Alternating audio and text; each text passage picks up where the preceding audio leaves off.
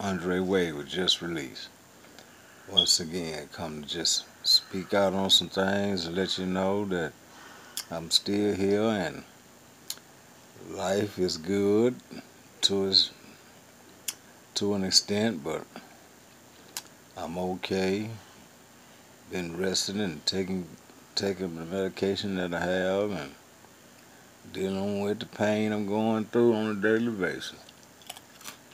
But all in all, it's okay. I pray that all is well with you all and your families is at peace and life is being good to you all. Uh, I was thinking the other day about, when I was speaking about Carl Smitty and how I grew up with him. You know, me and Carl Smitty went through some things in life. It was a time when we was in the county jail together. We was on the 10th floor, and me and him was the only two out the clock. And I remember, I remember we was up on at rec one day, and I was on one side of the gym shooting ball, and he was on the other side of the gym shooting ball. So a guy came over there and told me, he say, man, your partner over there squabbling, man. So when I go around there, he fighting with this dude named Kurt. And come to find out, when Smitty seen me, he came over and said, it's all good, baby. It's all good. But no, I take that back. The guy what name wasn't Kurt. The guy was Big D Witt. I think he was our third ward. And him and Smitty had some height on it. But he ended up whooping Smitty. Smitty stole him while he was going up for the ball. And that stuff took place back then. You had to watch it in jail because somebody will steal you in a minute. It wasn't about all that bumping. In today's time, they can bump and do all that and don't be no fight. Back when we was growing up in jail and prison, it was gonna be a fight. I remember a guy, I was on Styles unit, and we used to jack the doors, the cell doors. We jacked the doors so we can go in and go out anytime we wanted to. And this one guy, he was out of Beaumont, and he couldn't fight. He couldn't fight, but he was in the mix of everything. See, when you're in the mix of something in penitentiary and you can't fight, the chances are sooner or later somebody gonna take what you got, unless you got a head of protection from somebody.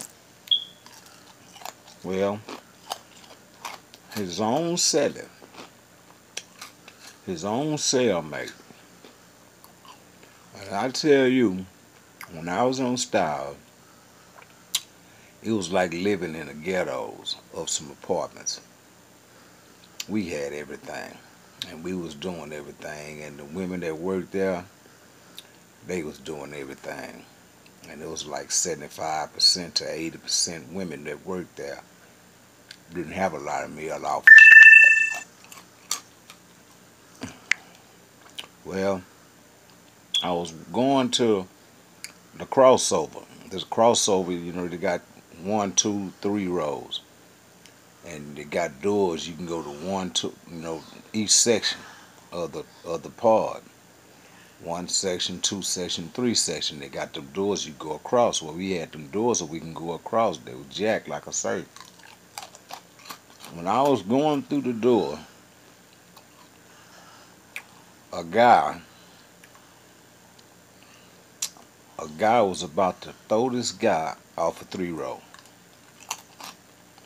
And when that boy looked up and seen me,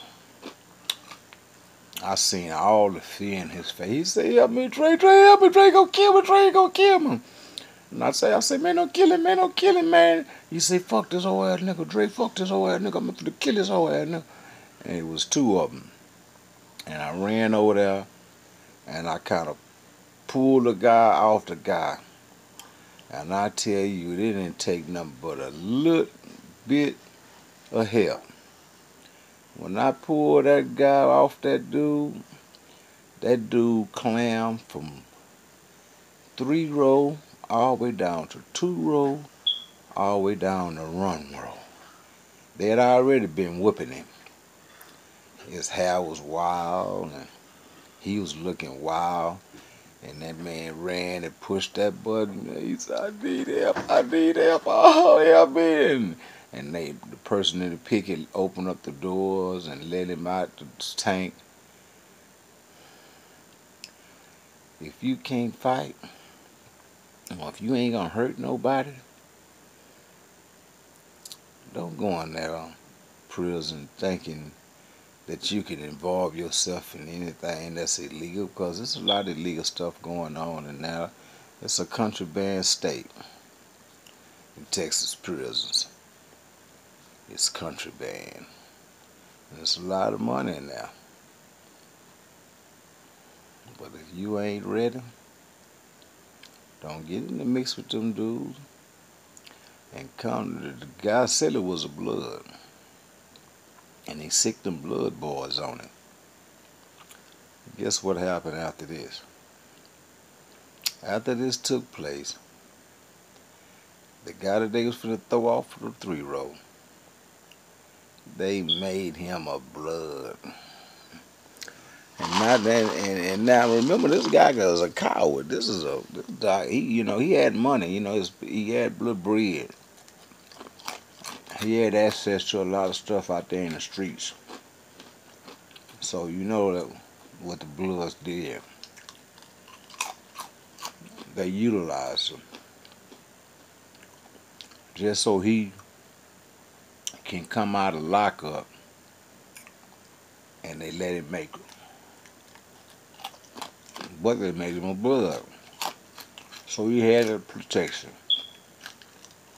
Nobody was gonna mess with him because he was a blood. But then he was walking around there like he was Mr. It. When he was pleading for his life,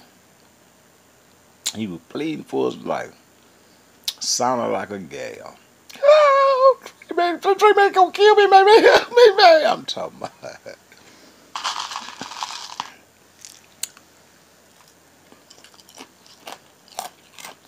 Don't go in there thinking that you can do it all just because you got money.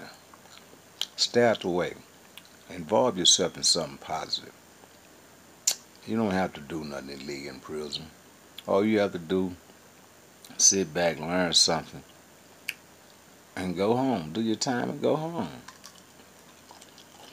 Because eventually, they're going to let you go. This is Andre Wade, but just released. I'll get back at y'all.